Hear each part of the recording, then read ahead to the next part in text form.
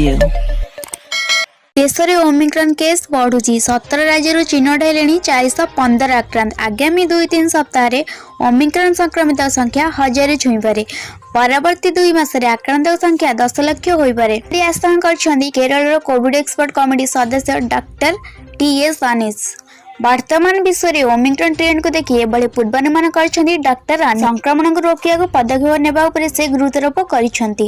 एबे विभिन्न राज्य को फेरिलानी नाइट कर्फ्यू। देश में जेती संक्रमित चिन्हट होइछंती सेमानक मध्यरु अधिकांश कोरोना 2टी जाक टीका नेइथिले। विशेषज्ञ आकलन करछंती जे डेल्टा अपेक्षा घातक नुहे ओमिक्रॉन, किंतु अधिक संक्रामक। कम दिन में अधिक अधिक लोक को संक्रमित करुच्ची। जदिओ हॉस्पिटल रे डेल्टा तुलन में वर्तमान कम रही, टीका और ओमिक्रॉन विरोध में केते फलप्रद से नहीं गवेषणा जारी रही।